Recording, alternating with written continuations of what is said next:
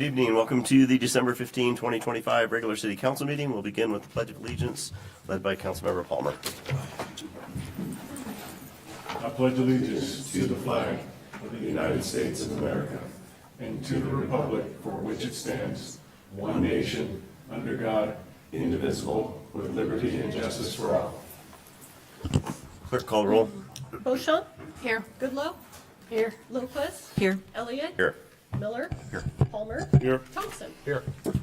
Okay, before we begin, I just kind of wanted to issue a statement. The management of the last city council meeting was a little bit rushed by me for both public comment and council member comments, so that's not what I'm supposed to be doing, so I will endeavor to do better and not make people feel weird about comments. Item number 2, proclamation, available, no public comment. We move on to approval of the agenda, but first, anybody want to remove anything from the consent agenda? Hearing none, and we will move back to item 4, which is approval of the agenda. Mr. Mayor, move for approval of the agenda as presented. Second. Motion second to approve the agenda as presented. Any discussion? Hearing none, all those in favor signify by saying aye. Aye. I too will vote aye. Opposed? That motion passes. Consent agenda. Mr. Mayor, I move for approval of the consent agenda as presented. Second. Motion second to move consent agenda. Is there any discussion? Hearing none, all those in favor signify by saying aye. Aye. I will vote aye as well. Opposed? That motion passes. We move on to page 56, item 6A, which is an Affordable Housing Commission reappointment for Mr. Witkowski and Mr. Perry. And there is an opportunity for public comment. Okay. I know we have staff here to support this. Heidi Burns, Sternaway City Manager.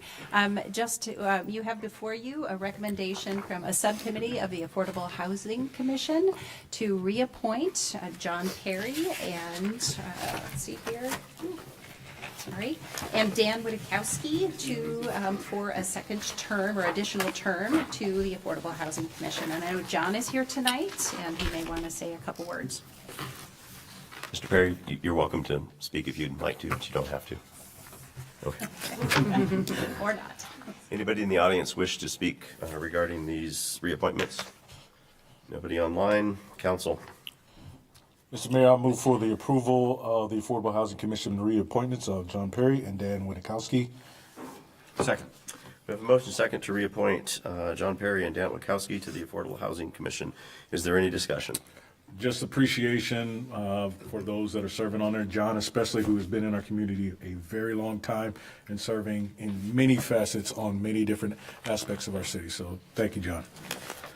I would echo that. I think, what is it, John, 11 years on the Housing Commission or 12? Because he was one of the first persons appointed to the initial commission. So thank you, sir. I appreciate it. Any further discussion? Hearing none, all those in favor signify by saying aye. Aye. I too will vote aye. Opposed? That motion passes. Item 7 is public comment on non-agenda items. Now, where's my script?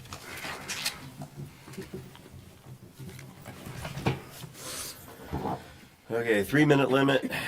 Don't identify yourself as a candidate for elective office or make any statements for or against a campaign measure. 30 minutes total, extended by the council. We do have a couple people signed up. Non-agenda items address council on matters identified in the registration form and must concern the city's business or over which the council has control. State your name, whether you live in the city, county, or elsewhere. State whether you're representing yourself or others. And please state the topic you wish to speak on. Please do not engage in conduct that disrupts the meeting. And again, we don't normally take any action at a council meeting, although we may give a referral. Mr. Kelleher, we have the pool.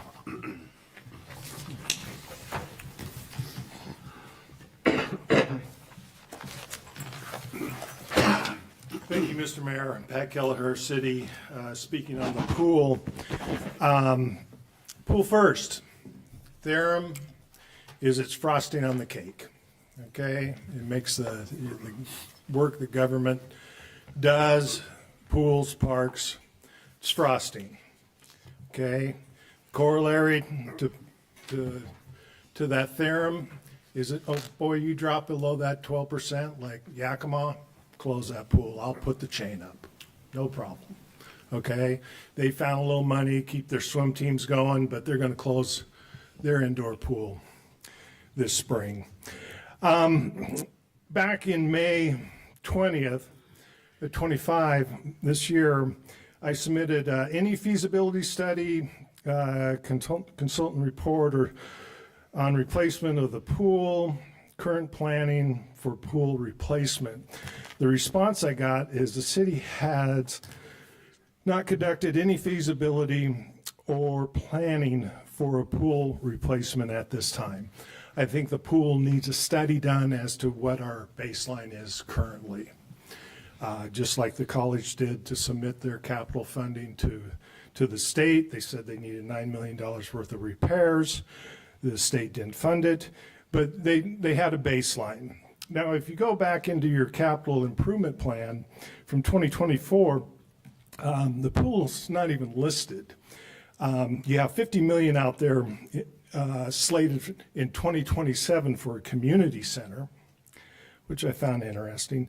Then if you go to the 2025 capital improvements, which you would have approved in 24, you got a $50 million plan to spend in 2028 for a community and aquatic center. Okay, so you have no documentation supporting that. That's what you told me. And $50 million is allocated. I mean, that's a school. Okay, then in your 2026 capital improvement plan, you moved it out another year for the $50 million community center and aquatic plan. So let's get a baseline, see what the condition of our pool is before we go down this $50 million rabbit hole. I yield back the balance of my time. Thank you. Next signed up again, Mr. Kelleher. You have the second reading of the comp plan amendment, which is an agenda item, so I'm going to push you to that agenda item, okay? Is there anybody else in the audience who wishes to make a comment? And we don't have anybody signed up online, has met those terms. So we move on to item 9A, which is ordinance 4977, which would be a second reading and potential adoption of the 2025 annual comprehensive plan amendments. There will be an opportunity for public comment. This is page 64 in the packet.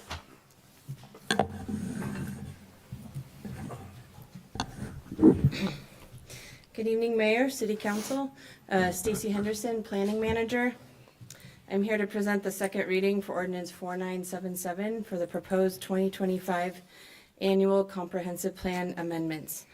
As a brief recap, there are two comp plan amendments for this year's docket cycle, 2501, the annual CIP updates, and 25-02.001 through .308, and that's the revised Chapter 9 DEI.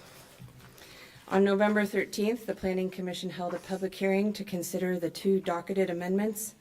The Planning Commission unanimously recommended approval of 25-01, the capital improvement plans, and a majority recommended approval of 25-02, the staff proposed amendment of Chapter 9.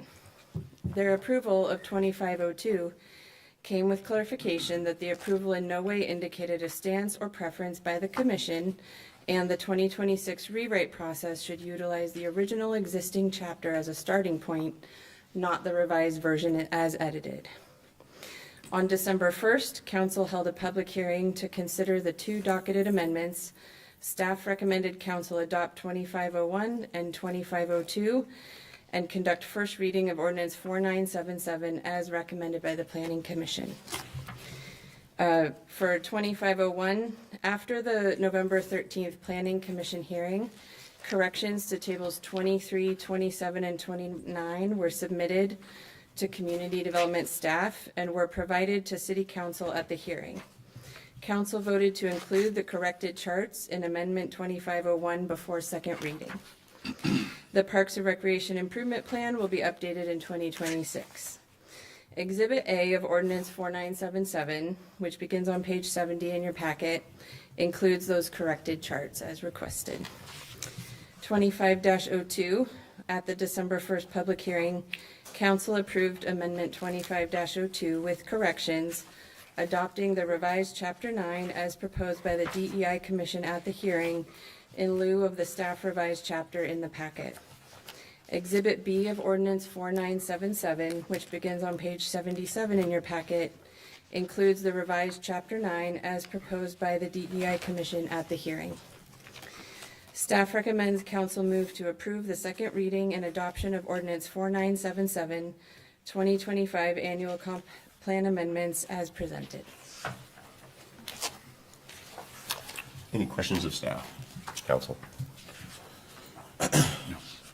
Okay, public comment? Mr. Kelleher?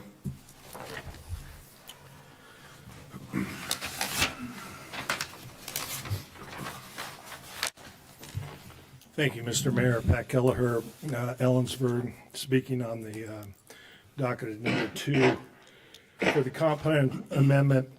I have serious concerns on the process followed to approve the 2 annual comprehensive plan amendments. The council approved changes to the plan for the second docket that was never reviewed by the Planning Commission.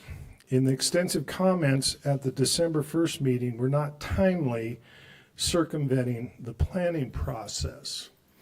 So if one of you submit, anybody can submit a comp plan amendment, and let's say you submitted one and you wanted to have a word changed or something, you'd go through the process, the comment period, and when the comment period closes, the comments are in there, it goes to the Planning Commission, the Planning Commission reviews it, they make their recommendation, advisory recommendation to you, and you can make your decision. Well, that's not what happened on your first meeting in December. Is the DEI Commission got on your agenda before the docket and presented another alternative after the comment period had been closed. Okay, the DEI Commission in the comp plan amendment process has no standing. The Planning Commission has standing. The people that submitted the document items have standing, but they have to meet their comment periods. They can't continually comment to the last end. And I was a little confused as to how that got in front of you. Is that how we're doing business? Making stuff up? Because I mean, lay the process out for me. How does a comp plan, if I submit a comp plan on another item, can I come in and get on the agenda before the first reading and disregard everything that happened in the Planning Commission, disregard everybody that was timely on their comments, and go, hey, got some new information? It would be just like today, if I drive home and go, oh, boy, I got a great idea. I think I'll come back next week and talk about this. It wouldn't be timely. I just am really confused as to what your process is in this.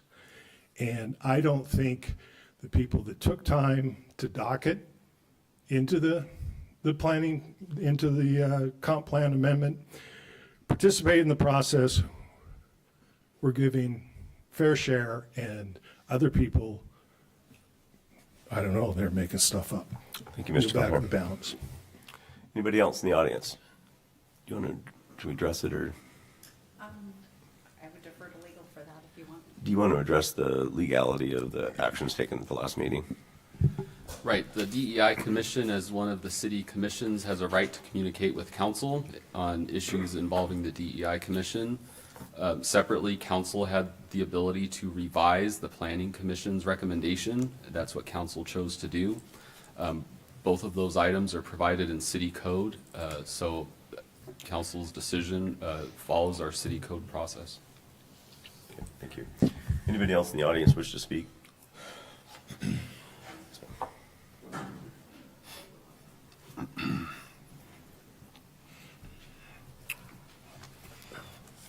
Good evening, Amber Hofer, resident Ellensburg and a member of the DEI Commission. I'll keep this short. I just wanted to share some gratitude. I think it's been a long process. It's been a long year. I'm very tired. I think a lot of us are tired and want to move on. But wanted to share appreciation and gratitude for the conversation at the last city council meeting. And think that this draft that you all have pushed forward, and I hope to do it the second reading tonight, it gives us a place to continue to grow from. And I know this isn't the end of the conversation, and we'll use 2026 periodic review to continue making those revisions. But just wanted to say thank you to council and staff for all of the work. Anybody else in the audience? Okay, council, we need a motion. Mr. Mayor, I move to conduct second reading and adoption of ordinance 4977, 2025 annual comprehensive plan amendments. Second. We have a motion second to conduct second reading and adoption of the 2025 annual comprehensive plan amendments, which are covered under ordinance 4977. Discussion. Just comment. One, thank you, city staff, for sticking around with this for a very, very long time. I do much appreciate all the hard work that's been done, Bravers Angels and all the people in the community that participated in every single capacity. I know this has been a long and arduous conversation, and is to continue, and that's an important aspect of this. And I ask that all the people that have been involved with this continue to be involved with this. I've said it from the beginning that this is a dialogue that requires both a meeting of the minds in the middle, and I still think that's still the process as we start to go with the language that is in the current version of this. So that's just asking the community to stay involved with your community on this and many more subjects. Thank you. Anybody else? Will the clerk call the roll, please? Beauchamp? Yes. Goodloe?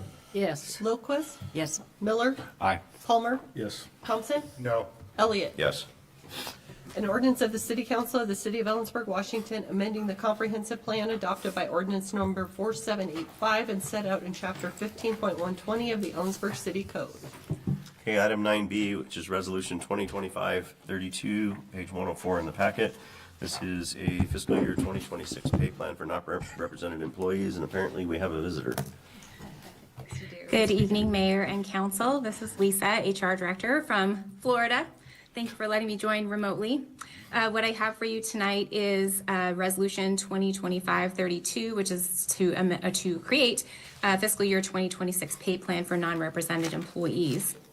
A pay plan resolution is submitted to Council for consideration each year, and this resolution, if adopted, will establish the fiscal year 2026 pay scales for non-represented employees. Human Resources and the City Manager completed a review of the current non-union pay grades to ensure that we are competitive in the labor market. Data sources included the Consumer Price Index, All Urban Consumers CPIU West, Region Class Size BC for June 2024 to June 2025, and also the 2025 Association of Washington Cities Salary Survey. For 2026, it is recommended that the 2025 wages be adjusted by 6.5%, which reflects a 3.5% market adjustment and a 3% cost of living adjustment. It is also recommended that the city manager be adjusted from pay grade 50 to pay grade 53 to remain competitive and reflect market comparisons and reduce compression. Annual step or merit increases for non-represented employees will be available in 2026 for those who are not at the top of their pay grade.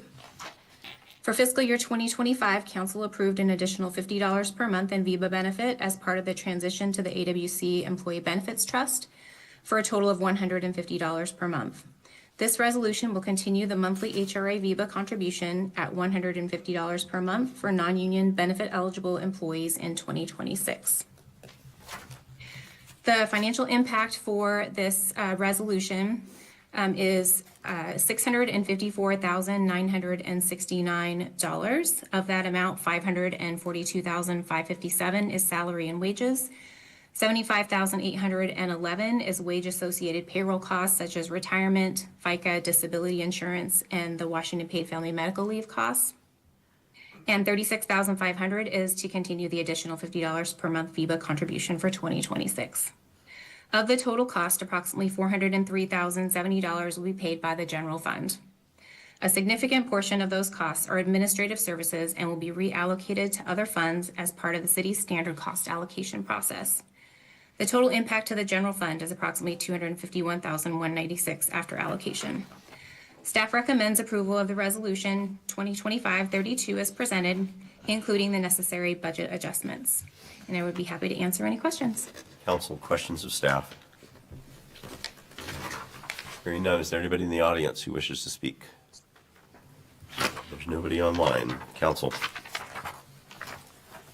Mr. Mayor, I move to approve Resolution 2025-32 adopting the 2026 fiscal year pay plan for non-representative employees, including necessary budget adjustments. Second. we have a motion second to approve Resolution 2025-32, which adopts the 2026 fiscal year pay plan for non-represented employees and includes necessary budget adjustments. Any discussion? Hearing none, all those in favor signify by saying aye. Aye. I too will vote aye. Opposed? That motion passes. Item 11A, page 111, is an interlocal agreement between the City of Ellensburg and Kittitas County for flood insurance rate map updates for Whiskey and Mercer Creeks. There will be an opportunity for public comment.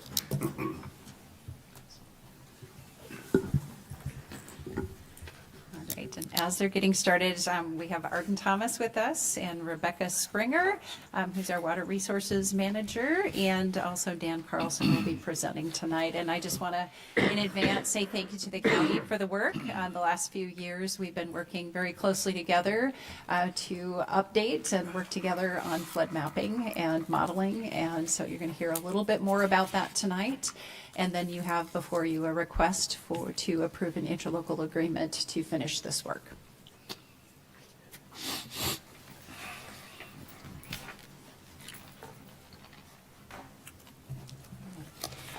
Okay, good evening, Mayor, Council. I'm Rebecca Springer, the city's Water Resources Manager.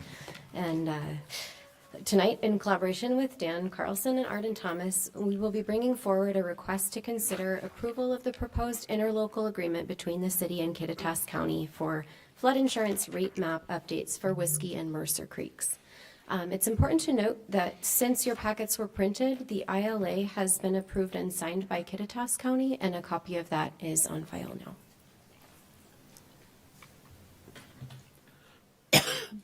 To begin with, I'd like to give a brief overview of the status and purpose for this ILA. So the effective firms are based on 1970s FEMA studies. It's important to note there was an update in 2021 that you may well recall. This update was a part of FEMA's map modernization effort and included digitization of maps that depicted both city and county properties. Some flood area delineations were adjusted at that time using 2011 LIDAR, but no additional studies were completed at that time. In September of 2021, the city adopted Ordinance 4878, which updated the floodplain management ordinance prior to the effective date of those new maps. As development occurs and as scientific information becomes better and more available, it's extremely important that we update these firm maps so we can appropriately manage floodplains within the city and county. And the city and county teams have been working very diligently to build a collaborative working relationship together. Investments from FEMA, from the Flood Control Zone District, and from the city have improved our understanding of flooding in the city of Ellensburg and in Kittitas County. And I'm going to turn it over to Dan here for a minute to discuss floodplain administration in the city. Good evening, Mayor and Council. Dan Carlson, Community Development Director. I was going to talk just a little bit about how floodplain regulation works. The firm maps that we'll be talking about throughout this presentation, these are the maps that we use for regulating floodplain. So the first thing that staff does is look at these firm maps to see if the property is in the regulatory floodplain. A lot of time what we're talking about that is the 1% annual chance that there's flooding in any given year, what used to be called the 100-year floodplain. So you're looking at those maps to see if it's in the floodplain. The next thing you're doing is looking to see what regulatory requirements apply in those particular zones. For example, floodway, where you have kind of rushing floodwaters, those have different regulations. We don't have any floodway in the study area here. But we have a Zone A, which is a zone that doesn't currently have any base flood elevations in it. And then we have a Zone AO, which is a shallow flooding with average depth of 1 to 3 feet. So the way our floodplain ordinance works, in either of those examples, either you're given an elevation for, what that expected base flood would be, or flooding depths of 1 to 3 feet, and our code actually requires that the lowest floor of any structure be elevated to 1 foot above those elevations. So looking at the maps to determine, is it in the floodplain, is it, what standards apply to development in the floodplain. The applicant submits required floodplain documentation. Again, just a comment, since the Zone A doesn't currently have a base flood elevation that needs to be determined. There are many methods of doing that. There's some complicated methods where you need a surveyor engineer. There's some other methods where you're using data available to you. But that is key, is determining what that elevation is that the structures would need to be elevated to. Then we're looking at building plans, site plans, grading plans, engineering calculations to see if those plans comply with those requirements. Elevation certificates is another document that comes. This is a standard FEMA document that verifies that structures are built to the flood-resistant, resilient construction standards, and that's in the bullet there. And so those kind of standards are usually, like I said, elevating the lowest floor above that base flood elevation, things like anchoring structures, venting, flood venting, or openings that allow floodwaters to move in and out, those kind of things. And then finally, the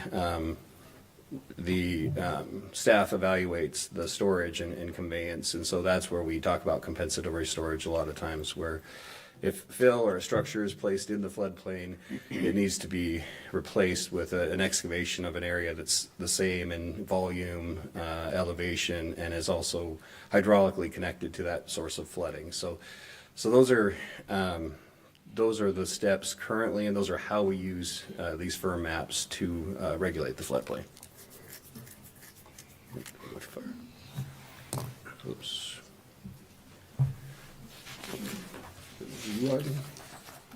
Excuse me. Thank you for having me here today. Again, Arden Thomas, representing the Kittitas County Flood Control Zone District. I started with the Flood Control Zone District in 2019. We thought we were wrapping up this process then. We learned that we needed to be talking to the city, I think, earlier and working through some of these issues. So back in around 2017, the Flood Control Zone District received some federal funding, some funding from FEMA to remap Whiskey Creek, really starting up at the location where Whiskey Creek diverges from Mercer Creek and Wilson Creek. And our intent was to remap that area. It was going to be largely within unincorporated county, down to where Whiskey Creek comes back into Wilson. When we did that initial analysis, we learned that there was so much interaction between Whiskey Creek and Mercer Creek when it floods that the two needed to be studied at the same time to really understand where flood flows went and to map that whole area. So our study area ended up being an approximate 7-mile study area, looking at Whiskey and Mercer together, all the way from that point of divergence up near the headwaters down through the city where they meet again.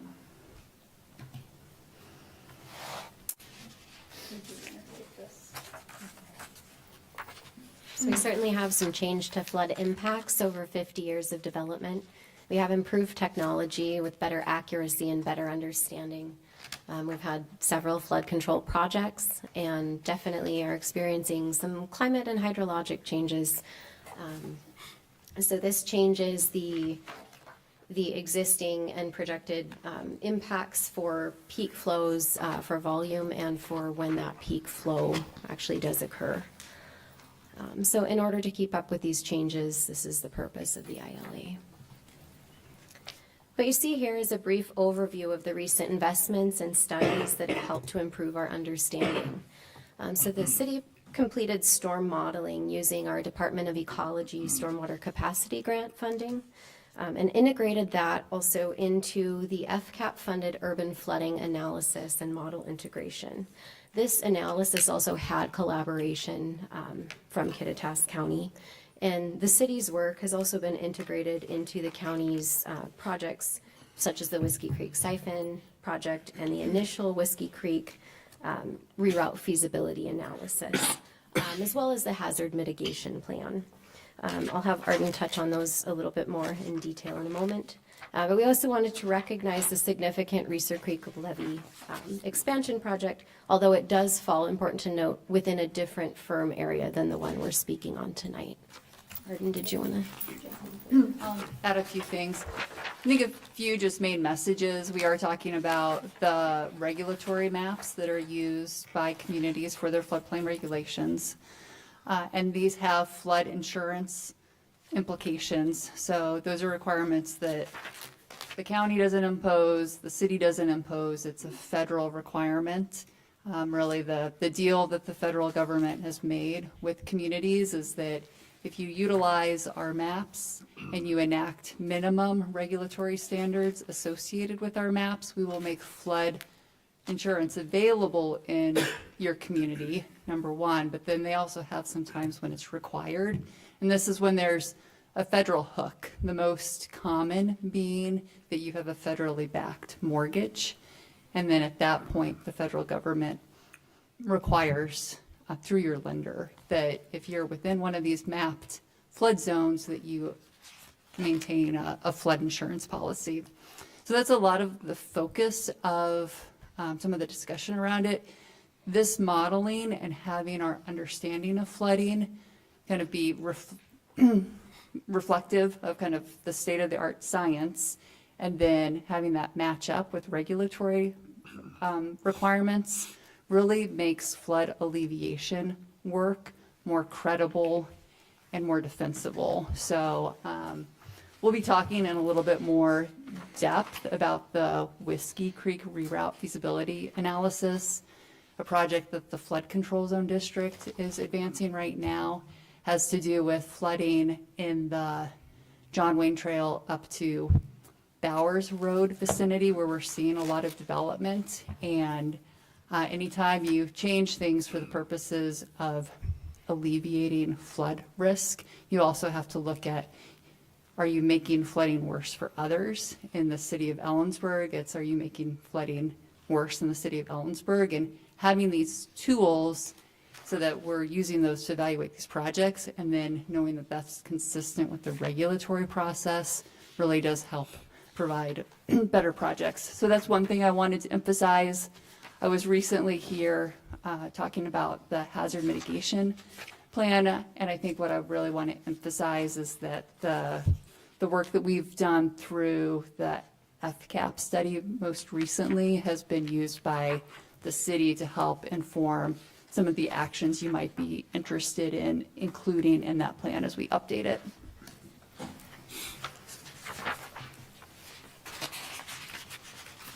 Okay, so I will touch on the FCAP, if you're wondering, stands for Flood Control Assistance Account Program. So this was a project that, it was integrated project. It was funded by a couple of different grants, both of which came from the Department of Ecology.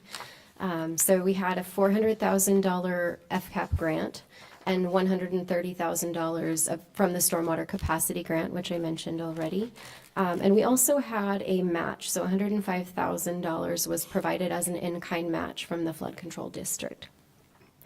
So this work involved two different consultants. This was Evergreen Storm H2O and Pertite, and had a number of actions associated with it. So the capacity grant activities consisted mostly of the asset data collection for the city's entire storm system and drainage basin mapping for that storm system. The FCAP funding pertained more to the remapping and modeling of the city's storm system, using that data collection as an input. We also identified undersized storm system components and long-term capital projects that were aimed at culverts and outfalls. And then this storm system modeling was integrated into our urban flood model. And we use that to perform a comparison of that urban flood model with the existing county model and to reevaluate some of the current flood maps. So all of this work kind of goes hand in hand with moving this process along to better understood information. Also, as a part of this project, a series of flood mitigation actions were identified and incorporated into the Ellensburg annex of the Kittitas County Hazard Mitigation Plan, and I'll touch on those a little bit further on in the presentation.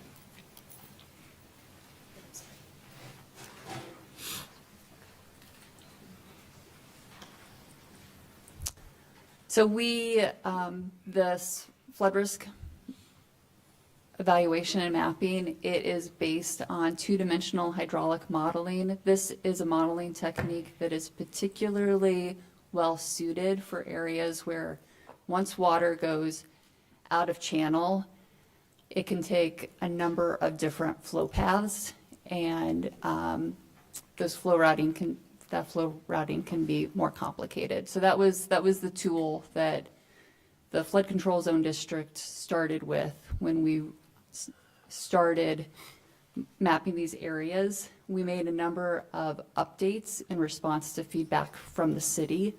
One includes that we made sure that we used the most recent LiDAR that was available. This is detailed topographic information for the study area, so we updated it to 2020. The county went out and we conducted some additional survey, and this included a 2025 flight of our own with drone in order to update in some areas of interest, so that we had even more recent topography. We specifically integrated this element to see if how stormwater and riverine flooding integrated, and if those conditions would, if we had concurrent stormwater and riverine flood events, how much worse would it make flooding within the study area? We'll speak about that in a little bit more detail. What's shown in the image is there was some modeling refinements where we went in and we said essentially the detail of the model is going to significantly matter in terms of where flooding might go. And so there was definitely detailed review to go through and just make sure, even though the study area is pretty large, that we were going through and providing the correct level of detail for this type of mapping effort, so that we had output that really matched what we expect for flooding and things that aren't a relic of just the modeling technique and the scale at which you model. Something that was specific to the funding effort through FCAP was that we took a look at climate change and how we might expect flooding to change through that process. I want to be really clear that any regulatory models at this point do not reflect that data. So regulatory maps are adopted based on current conditions, which include current hydrology, but it is helpful to think about as the climate changes and we might see, for example, 20-year flood event might occur more frequently. We utilize this opportunity to have a better understanding of what changes we might see. I think you wanted to start with this one. So we can expand a little bit more on the urban flooding analysis and how that stormwater model was integrated. So what we wanted to do was examine the locations where we had mapped floodplain and convergence with our city's stormwater system. And so in the image, the most likely scenario based on the integration of this model would be that there was no real impact on flood elevation and inundation. But in the worst case scenario, not sure if you can see it properly, but up in the area, just primarily downstream of Helena, is where you're seeing the greatest impacts. So just downstream of Helena there. If you want to jump in on that as well. I just have a few more words. So riverine flooding, it tends to be driven by either snow melt or rain, primarily in the mountains. This recent flood event that we had is a good example of that, where we may not see a lot of precipitation in Ellensburg, but we're capturing a lot of it in the mountains, and there's travel time associated with those floodwaters reaching our community. Stormwater is really reflective of the rain that's falling in your community, and because of the impervious surfaces, it moves very quickly to your stormwater system. So we do not expect to have a significant stormwater event and significant riverine flooding at the same time. We would expect that the stormwater peak with your flows is sooner. And so that's what was reflected in the most likely scenario, is just that you have that temporal lag.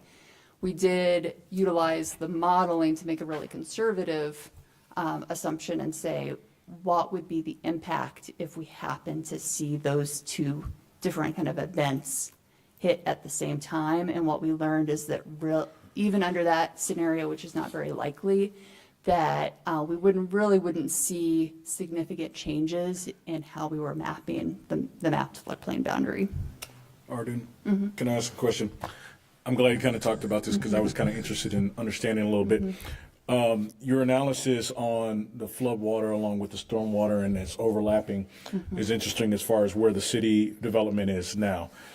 Does there any kind of forecast model that looks at, say, the urban growth area or the perimeters of the city that basically says, hey, if we build out to the current constraints of the city, what is our anticipated stormwater event matched with our flood capacity from the head point waters of both of those creeks? We have not done that specific analysis. And right now, the building standards, including in the UGA and definitely in unincorporated, we are anticipating that stormwater will be managed on the development plat and shouldn't be feeding into your stormwater network. Right.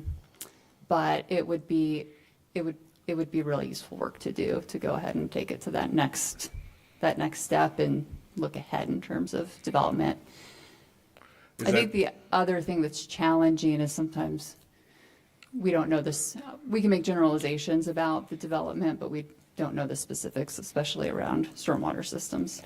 Sure, and this really goes back to kind of the city planning and where areas are zoned. So what I'm interested in is areas of our city that are somewhat rural right now, but on the perimeters that will eventually have developments over time. And those are the kinds of things that I'm interested in kind of seeing that overlap. Yeah. So. Yes. Yeah, I share the interest in really kind of trying to get ahead of some of the development impacts. I've been thinking about more of the riverine flooding, but it's an excellent point about the stormwater effects as well. Okay, so I'm going to come back to regulatory, the regulatory and the flood insurance aspect of this. Through this process, we've learned that FEMA sometimes maps shallow flooded areas that experience flooding during a 100-year event, but when that flooding is shallow, they will sometimes designate those areas not as a regulatory floodplain, but they will give it an advisory designation. We've seen it, we became most fully aware of this approach looking at some of the FEMA-led work in Chelan County. They have a similar type of flooding that we have. This is very much a generalization, but we have areas along the main stem Yakima River, the Teanaway, these large riverine flood areas where you have a large river and kind of a well-defined floodplain that's in, relatively speaking, close proximity to the river. And the flood risk is, compared to the alluvial system that I'll describe in just a minute, is pretty uniform. That's in contrast to the flooding that we see across the Kittitas Valley, where you have these rivers and creeks enter the valley at a high gradient, and they hit this very flat surface, which is our valley, and then they fan out along a large area. And there's a few important components to this. Since it fans out across such a large area, it's relatively shallow, less than 1 foot flooding. And there can be a lot of variability, especially over time, especially if you have sediment deposit out. Along with your floodwaters, it really changes where that flooding may occur. So in these areas, which are called alluvial fans, what we've seen in Chelan County, and actually FEMA is also proposing it further east in Kittitas County, where they are studying Cook and Caribou and Park Creeks, this approach where in these shallow flooded areas, they get an advisory designation. And what this means is that we do expect them to flood during a 100-year event, and honestly, in a lot of places, much more frequently than in a 100-year event. But they are shallow flooded areas. So then as the local community, we have discretion about whether or not we are going to apply our heightened flood standards for development in those areas or not. So it provides discretion to the communities, and then it also provides discretion to the landowners in terms of whether or not they're going to, or the property owners, obtain flood insurance. You don't have that mandatory flood insurance component, yes. So that as advisory classification is not something that was previously designated. This is kind of a new. This is a new thing. Okay. Yeah, it's I don't know the full history. There's a location on Wilson Creek where it is a regulatory floodplain in the county right until you hit the city's boundary, and then it becomes this advisory designation. And I suspect that it's related. We remapped Crystal Creek up in Cleellum, and we saw the same pattern. So sometimes FEMA has used this advisory designation too in urban areas, I believe because of the stormwater interaction. But this is new for these alluvial floodplain areas where you have these broad, shallow, flooded areas that might change over time. Can I ask, so advisory to who? So it's just, are we advising prospective homeowners that they're in a shallow flooding area, or how does that work? So it's advisory in that FEMA does not require the communities to impose higher building standards in these flood risk areas. I'm going to let you know right now, the staff recommendation within Kittitas County is to still regulate so that those higher building standards are in place, because it's the most cost effective, and I frankly don't want to be the one telling a homeowner that we knew that their home was at flood risk, but it was only 6 inches. So we didn't ask for that building to be elevated a foot. It's, but the main point is that this is something that the local community decides. So it's FEMA advising the community, and the community can do with it what they we want. choose. Exactly. Okay. Yep. Got it. And then I do think that the public outreach component becomes really important in this situation. So they're not told that they need to get flood insurance. We would still advise that that's a good idea, but then it becomes the homeowner's option. But again, and the flood control zone district, we do a lot of talking with landowners, working to help people understand their flood risk. It would be something we really emphasize, that we expect shallow flooding, but shallow flooding can still be impactful.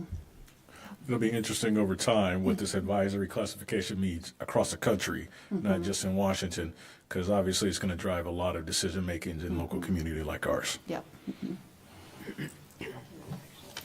I did have one question on the distinction as it relates to flood insurance between the regulatory and the advisory. Are we at all familiar with what impact that has on the premiums or the availability of coverage? It's not us. So Samantha Cox from our office is the one who's most up to speed on flood insurance, but with the adoption of risk rating 2.0, there was a major overhaul a couple of years ago, and they are taking multiple factors into account for your risk rating, and your actual flood zone doesn't matter like it used to. So I actually, with this new system in place, don't think that it's going to drive premium costs like it would have before that upgrade, or that change. I don't know if it's upgrade, but so right now they're really just looking at your proximity to a water source is the primary thing they're looking at. And just again to touch a bit on these areas in this advisory designation, they're still at risk. They are. We talk about 100-year floodplain, and as Dan mentioned, that's not necessarily saying it's going to flood once every 100 years. It's a 1% chance every single year that flood would be achieved statistically. And so really, as Arden touched on, the community engagement portion and the community outreach is a part of this ILA that we're working to assign different roles to the city and the county so we're able to collaborate and better reach our community. And then the flood insurance designation, so this would mean with an advisory designation that folks that had a federal nexus in their mortgage, for example, a federally backed mortgage, would not be required to purchase that flood insurance. And as I understand from reviewing some of the documents during previous discussions of flood map updates, one of these major concerns is, well, if we change a designation, what does it look like when there are multiple properties that are put into a designation where folks are now required to purchase the flood insurance? So this gives us an option to provide that education, to provide, if the city chooses, the regulation for that zone, but not immediately impose what can be a very cost prohibitive component of property ownership within that area on our citizens. I think this is why that we see this as a positive step forward with this advisory designation.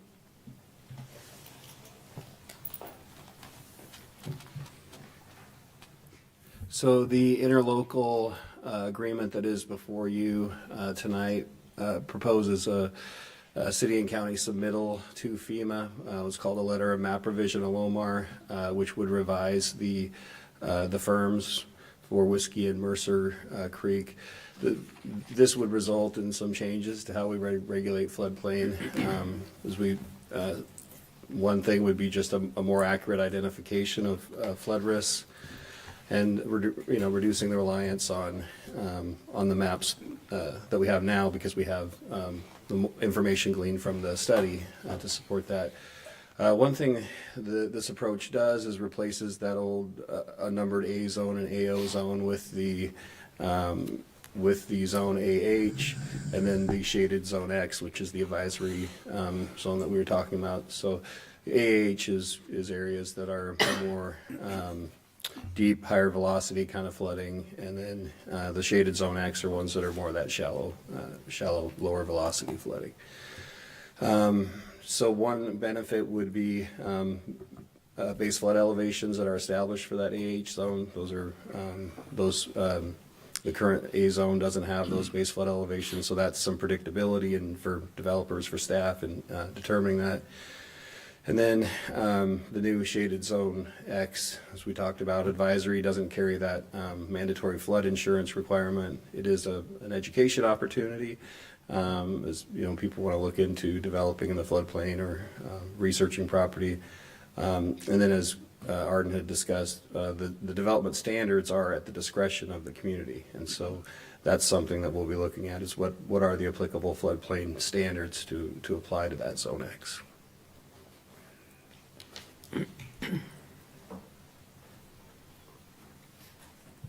I'm seeing that text looks pretty small up there. So this outlines some of those recommended mitigation actions that were arrived at as a part of the FCAP work. And a few of these in particular would be addressed, at least in part, by this collaboration through the ILA. And that would be number 7 particularly, which would be expand education to include alluvial fans and Zone X, shaded Zone X flood areas. So again, that's the community outreach and education component. We want to, in number 10, it identifies use the best available information, wow, that is really small, to regulate our floodplain. So again, this is improving the information that we have that are currently, we're regulating by using best available science. And also consider regulating Zone X development was identified as one of those mitigation actions. A number of these also incorporate some of the stormwater facilities and understanding how those affect flooding in the areas. I know Councilmember Palmer, you had asked about the nexus with the stormwater and the urban growth area. So we are looking at those stormwater facilities and making sure that as we review plans that those design storms are being retained on site so that they're not then adding to the storm system as a part of those actions. Any questions about those? So once again, even though this isn't a part of the creek system that we're proposing for remapping as a part of this ILA, I wanted to take a minute and just recognize the incredible collaboration effort that was the Reeser Creek Levee Phase 2 expansion. It performed beautifully during our recent atmospheric river event last week. And this also, investments from this project are going to be used to inform some of the other studies, the subsequent studies that Arden will talk about here in a minute that the county is working on. It's a follow-up question on that. So does having that levee there change the regulatory maps? At this point, it does not. So there are a couple of, go ahead, did you have another? Well, so do we have to certify the levee still, and then ask for a letter of map revision? That's a great question, and I'm going to have Arden jump in on this in a couple of minutes too. Okay. But so there are two different certifications that we would look at for the levee. One is a certification through the U.S. Army Corps of Engineers, and as a part of that levee project, we have completed all the steps necessary and had a third-party engineer review those steps as well, so that it would be able to be certified if that was the preferred option going forward. So that certification via Army Corps is different than the certification by FEMA, and that also would involve some of these subsequent flood control, or not even subsequent, some of these that are occurring at the same time. So that is one major area of consideration that we would need to have more information about in order to be able to explore certification of that levee through FEMA. So that involves the Whiskey Creek reroute feasibility study, and I'll have Arden speak on that, and then we can address that question in more detail. So just to be clear, was this was not part of your study area for Courier whiskey, or was it? Let me go ahead. So we've mapped a few different creeks separately. This would have been part of the Reeser remapping effort being on Reeser, but the flood control zone district, we opted to not include this section as part of our submittal to FEMA for map changes, because and that was in communication with the city. We understood the concerns about remapping this area that would have put a lot of more homes into the floodplain when we had this project that was right around the corner that addressed that risk. So there was a remapping effort for Reeser. It did not include this lower component. It essentially stopped at the city boundaries. That's already been through. Now we're working on just a submittal for Whiskey and Mercer. And again, the Reeser Creek levee is just outside that study area. So I think that's the first thing to emphasize. Moving forward, we will have a decision to make about if we submit a letter of map revision request to FEMA and how we handle the levee as part of that submittal. In the county, we have a number of levees. We have a number of levees that are part of the Army Corps program, the PL 8499, and that If you maintain those levees to a certain standard, that means the Corps will come and flood fight with you if they're damaged. We have 0 levees within the county that are accredited to the level that's needed in order for the area behind it to be removed from the floodplain, because they want the standard isn't, it's maintained well enough so that the federal government feels good going out and fixing it. If it breaks, the standard is it's not going to break. We feel really comfortable with the homes behind it not being elevated. So there's a conversation to be had about that and some options, and we're not prepared to kind of speak about it in detail today. However, what we want to do with that levee and is going to come into play if we want to pursue the Whiskey Creek reroute. And so that's kind of the link I want to make today. Here we kind of, there's a visualization where the main point of this graphic is that the levee was aligned in such a way so that if we wanted to reroute Whiskey, right now Whiskey comes in and hits the railroad, it makes a 90-degree bend and it follows the railroad down to about 5th Street.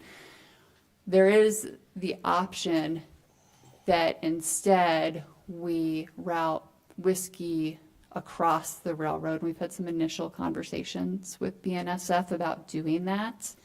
And doing so would have some flood alleviation benefits and it would have some fish passage benefits. I think a key thing to know is that we are able to marry the different study areas so that we understand how doing a project like that would change flood risk. We actually took a look at, so far, 2 scenarios. One, we asked what would happen if we just provided fish passage for Whiskey Creek where it currently crosses the railroad and we flood out West Ellensburg. So that's not on the table. So then the question becomes, what are the impacts if we bring Whiskey Creek into this new beautiful floodplain, honestly? And here you have a visualization of it on the map that's shown in the blue tones that shows how that levee functions and just the water depths that you have with that reroute. And then the other map that you see, it shows the change from current condition. And so it's a change from what we currently have with the levee installed, and then we put in that new water, and those areas shown in blue tones are areas where you have a decrease in flood risk. And what's really exciting is in areas where you have the decrease in flood risk and you see no water depth on the other map, it means that you've eliminated or, reduced down to not expecting any water for that flood event in that area. We do have areas where we increase the flood risk, and we have it outside of the floodplain project. And so that's really important for a project feasibility perspective. Notably, we have some flood risk where we currently have some hay storage. That's easier to mitigate when it's hay storage, but we know that there's some development plans in that location. So I think that this is a really timely conversation. We do think that there's a lot of flood alleviation benefits with a project like this, but we have to really understand the off-site impacts so that we're working with those property owners to address them. And there is going to be this discussion about does this project make levee certification more difficult? And we're going to have to kind of work through that because we know that that's for the FEMA standard, because we know that there's been interest in that. What was the timeline on our last levee project? 7 years, 7, 8 years, 10 years? 15 years. So time to start now to get his in. Regarding Whiskey, regarding Whiskey Creek and that railroad transaction there. So would the idea be to subsurface that fish migration, or how would that be done? It would be, we would, instead of just we'd put a bridge where the railroad tracks are. Okay, so surface and then give the railroad a bridge. Yeah, and kind of going subsurface, that's really, that's not compatible with the fish passage goals, so. It's not, and it could easily clog with, and. Yeah. Yeah. And Okay. if you recall, it's the reason that the alignment was changed a number Right. of years ago too, is to allow for this discussion to continue Yeah. and exploration to potential. Well, and I want to just, from serving on the Yakima Basin Fish and Wildlife Recovery Board, I'm aware that it is one of their primary goals. They don't think that they can recover steelhead, right, unless they gut fish into the Nanum. So this is very important to salmon recovery, to get fish into the Nanum, and the route they think is the best is through Whiskey. Yep. Mhm. Okay.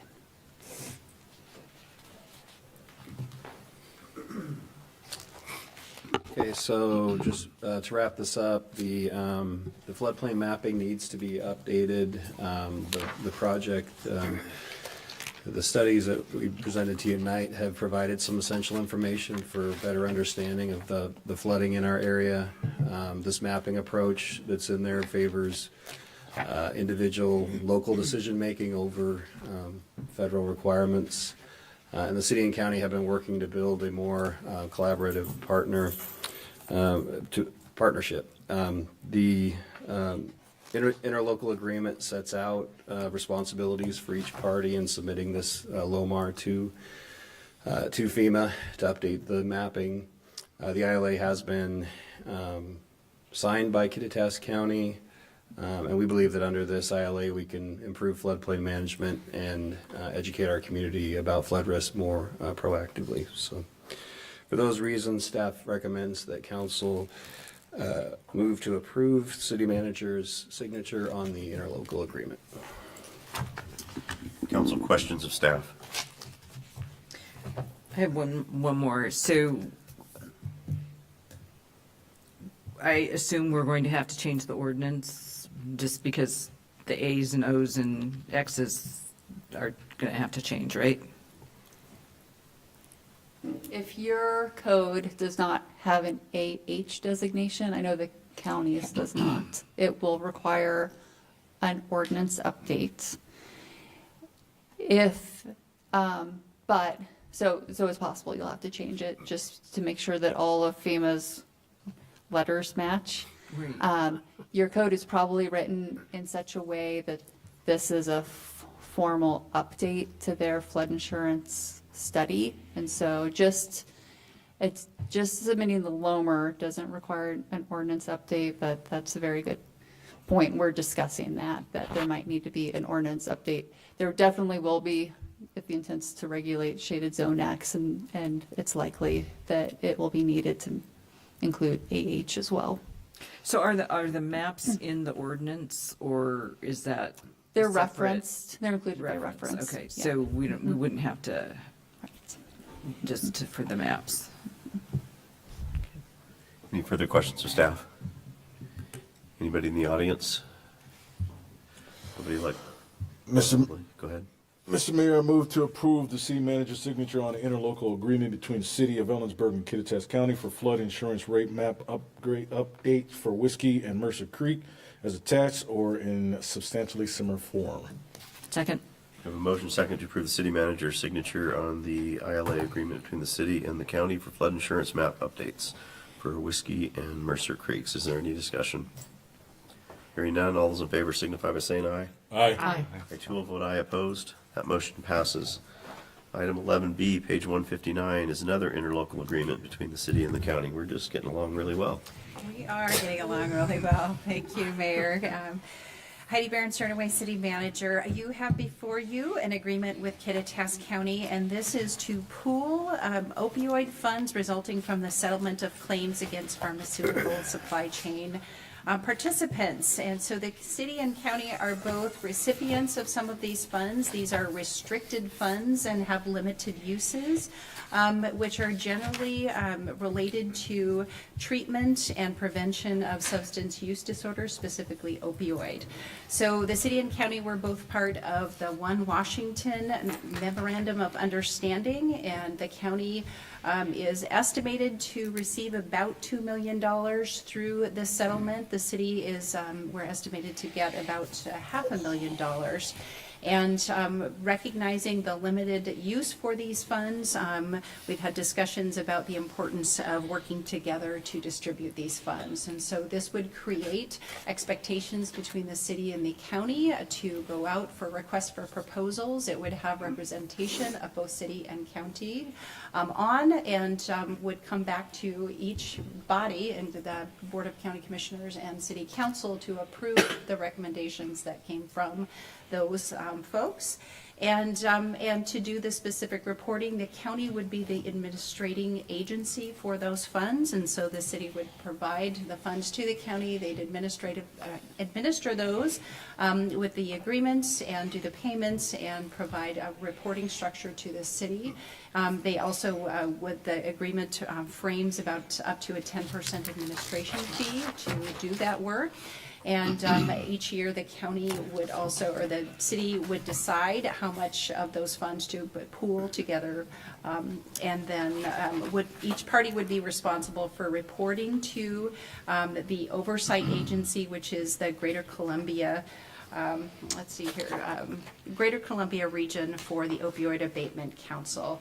One designation that is carved out as an annual expense is the harm reduction program, where the city and county would both participate in funding that off the top, and that would be a given program. The city would pay 10% and the county would take 90% of that program per year. And so, let's see here. And then they also would use the framework that is provided for the settlement funds and crosswalk that on page 225 in your packet. There's a chart that shows all of those elements that are outlined in the opioid abatement strategies and also in the Kittitas County Community Health Improvement Plan. So that's a localized plan, and where those two cross, those would be the priorities for funding with these pooled funds. And so we work together on this. The county has approved their signatures, and they would we would initiate essentially a request for proposals beginning in the new year. So you have a staff recommendation and can stand for any questions you might have. Also, questions of staff. Yeah, so questions regarding, and this is for the sake of folks that may be listening in, as far as that evaluation committee, could you speak to that and how that's going to be formed? What is that going to look like? Sure. Typically, those are administrative, and if there is guidance from council, we can take that. The agreement is structured that the county will have 3 representatives and the city will have 2 representatives. And just a reminder that any recommendations that come from that group will go back to those bodies for the funding approval as well. And that body approval is the Opioid Abatement Council. Body of approval is council, council. for city funds, and then we would make the reporting to the Greater Columbia. Okay, so Opioid parallel Abatement. path, the city would approve, the county would approve, both would go to OAC. Correct. And are the committee members staff or council? They typically would be staff, but if you have recommendations otherwise, I would recommend that we have someone from EPD and on that, and then we'll find another qualified entity. And then as far as any, not necessarily potential conflict of interest, but I think that, say, local community health programs may gray that line because they might be participants for that funding. Correct. Okay. And that's typically why we would probably have 2 staff or representatives, not from other agencies, Okay, recipient agencies. understood. That's all Any my further questions of staff? Anybody in the audience wish to speak? There's nobody online. Council? Mr. Mayor, I move to approve the interlocal agreement between Kittitas County and the City of Ellensburg for pooling of opioid funds resulting from the settlement of claims against pharmaceutical supply chain participants and necessary budget adjustments, and authorize the city manager to execute the agreement. Second. We have a motion second to approve the interlocal between the county and the city for pooling opioid funds and authorizing the budget adjustments and the city manager's authority to execute the agreement. Any discussion? Hearing none, all those in favor signify by saying aye. Aye. I too will vote aye opposed. That motion passes. Item 11C, page 227. This is notice of intent to annex a parcel located out on Highway 97. There will be an opportunity for public comment. Thank you, Mr. Mayor. Good evening, Council. Mark Rudd, Associate Planner with the Community Development Department. I do not have a presentation for you. I did want to pull up a map just to reference the subject property here. The Community Development Department received a notice of intent to commence annexation proceedings under processes provided by RCW 35A.14 on November 26th of this year. The property is this one highlighted in blue, just south of the BNSF right-of-way along Highway 97. This is just north of where the county transfer station is developing on this property here. You can see an outline of the city's current boundary with the orange and white dash. It follows along this property line at the south, crosses Highway 97, then down this way. The red and white line is showing the boundary of the urban growth area, which is across the BNSF right-of-way and kind of curves around and is inclusive of the subject property here. The statute requires that upon receipt of this, within 60 days, they determine whether they will accept, reject, or geographically modify the proposal that's been put forward, whether it will require simultaneous adoption of zoning for the area proposed to be annexed, and whether it will require assumption of all or part of existing city indebtedness by the area to be annexed, if so annexed. If council so moves, the requester would then file a petition that would be reviewed by staff and forwarded to the Kittitas County auditor within 3 days of our receipt of that. The auditor would then certify whether the petition is valid under the available methods under the RCW. And they actually have no deadline to return that back to staff for their certification, but once they do, staff would then work with the respective boards and leadership here to schedule public hearings. This would require Planning Commission recommendation prior to council, and that would then be forwarded for a potential first reading of an adopting ordinance of annexation and potential concurrent zoning ordinance. If zoning is simultaneously adopted, as staff does recommend, no less than 30 days must pass between the scheduled ordinance readings by council. So typically, it's a matter of 2 weeks, but for whatever reason, the RCW prescribes a longer period in these cases. Staff believe that the annexation notice that has been presented reflects a logical, orderly growth pattern. It's contiguous to a parcel that's in city limits. So this one immediately adjacent is also owned by the same property owner, is immediately adjacent, also includes future access, secondary access from the transfer station through the subject property. The development of the annexed parcel would in the future then be subject to required utility connections and conformance with city review standards, including Title 15 Land Development Code and others. The future land use map designation of the property is light industrial.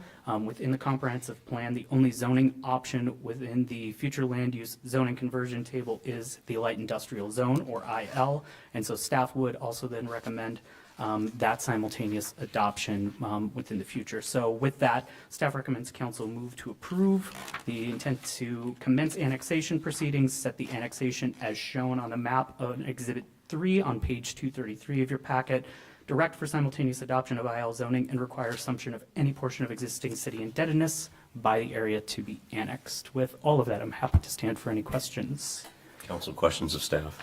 Just to make sure I understand, the bullet point 1 through 4 are all the suggested motion and action?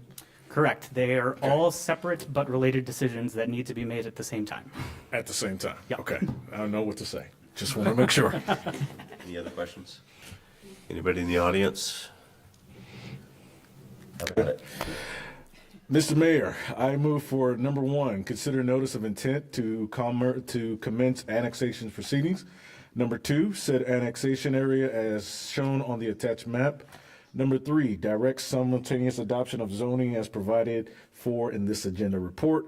And number 4, determine whether this shall require. Let me try that again. Reread number 4 to say the city shall require the assumption. Yeah, I just realized that. Thank you.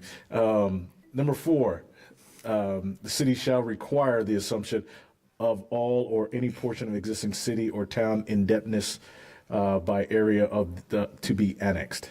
Second.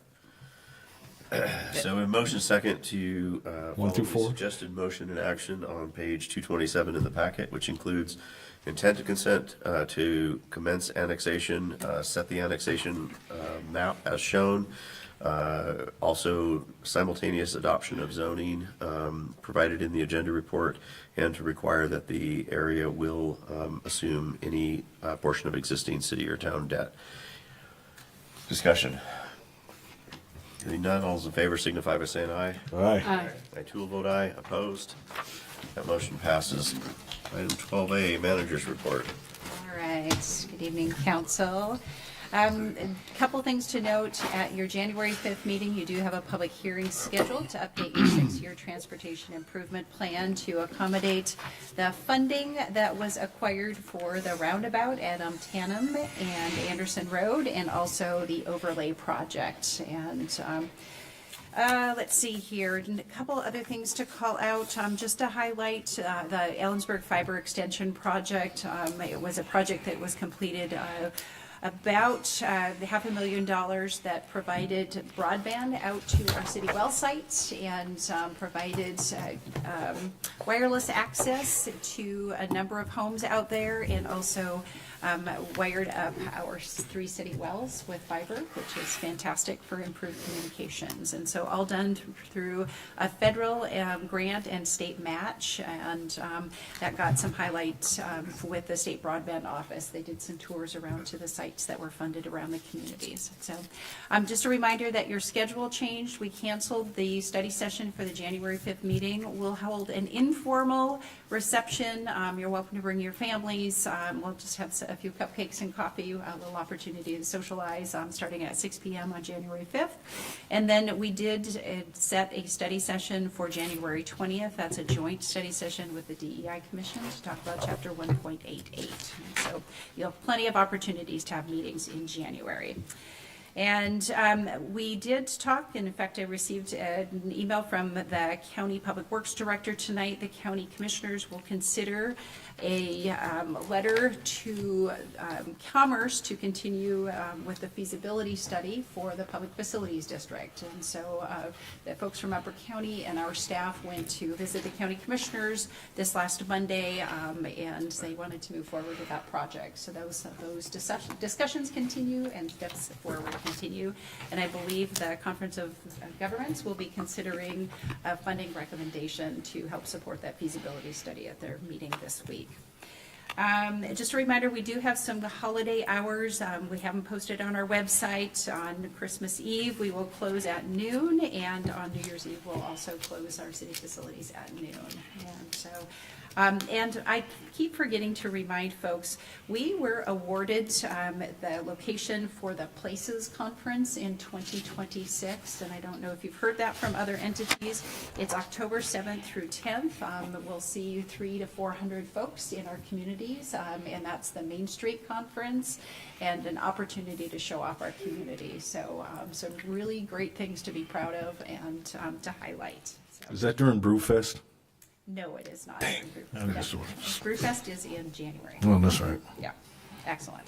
And we do have a closed session tonight. That'll take about 10 minutes. There's no action after that. Questions to the city manager? Nancy Lowquist. I attended an airport advisory committee meeting. They are proceeding next year with some construction for a hangar taxiway to allow more hangars fronting Bowers Road where there's utilities already there. And by Zoom, I attended a checkerboard partnership meeting. Checkerboard Partnership is disbanding because they have accomplished their mission.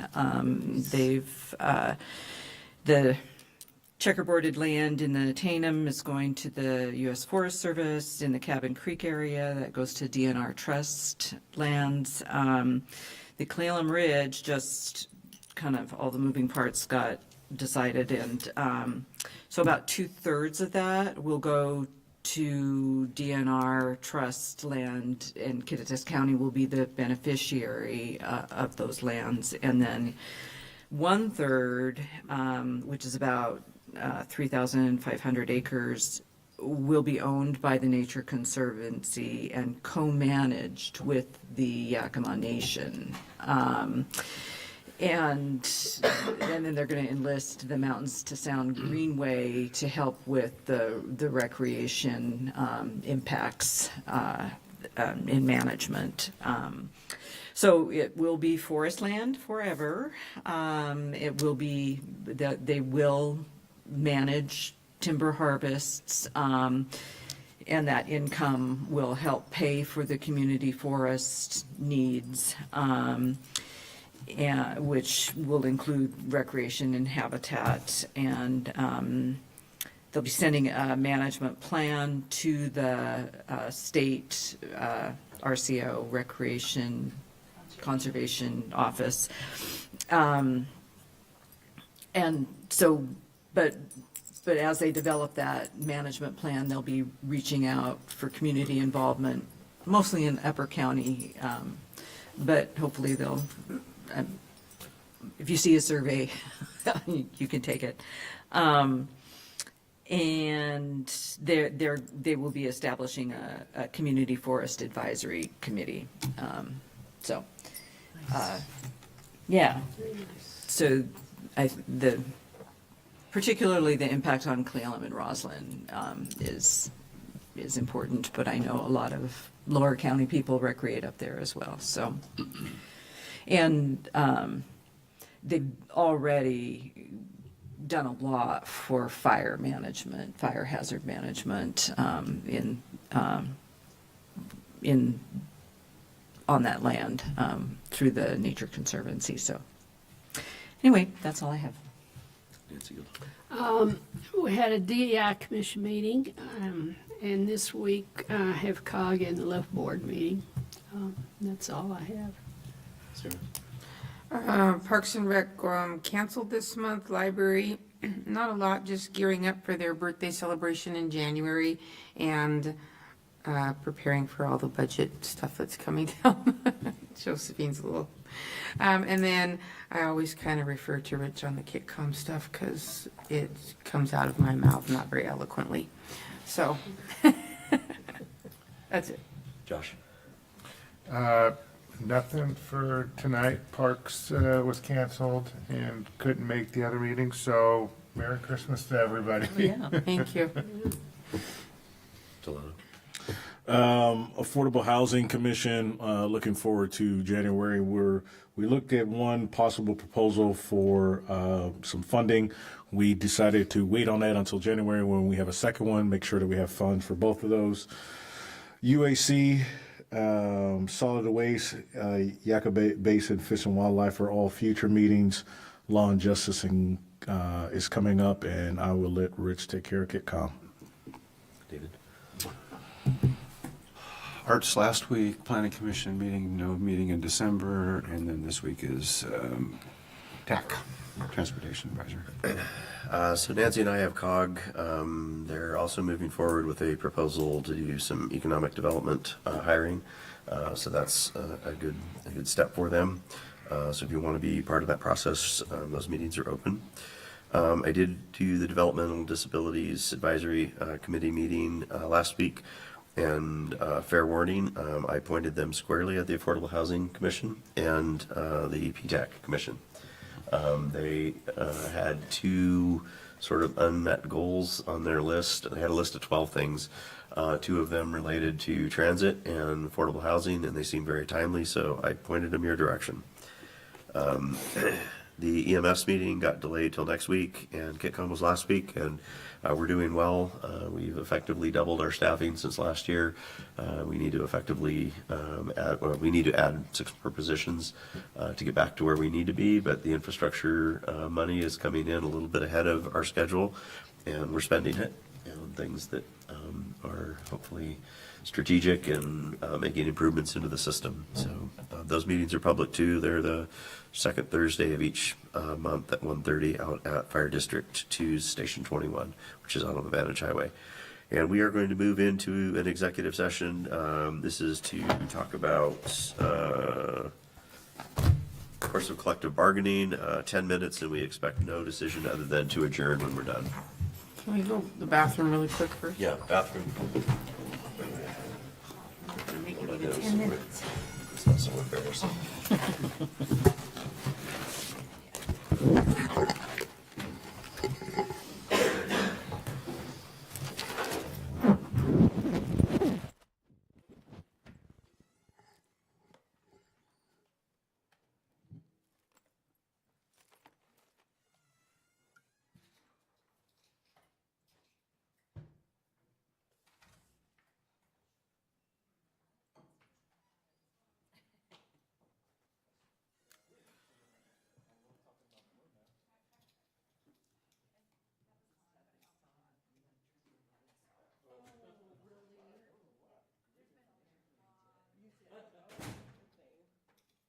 Yeah, that's the worst feeling when you get up there and it's like, oh.